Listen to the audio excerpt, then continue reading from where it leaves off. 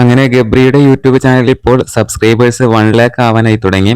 90,500 സബ്സ്ക്രൈബേഴ്സാണ് ഇപ്പോൾ ഗബ്രിക്കുള്ളത്. വെറും 17 വീഡിയോ മാത്രമേ ഗബ്രി അപ്ലോഡ് ചെയ്തിട്ടുള്ളൂ. എന്തായാലും ബിഗ് ബോസിൽ നിന്നും ഇറങ്ങി ഈ അടുത്തായിട്ടാണ് ജാസ്മിനുമൊത്തുള്ള വ്ളോഗുമായി ഗബ്രി പുതിയ യൂട്യൂബ് ചാനൽ സ്റ്റാർട്ട് ചെയ്യുന്നത്.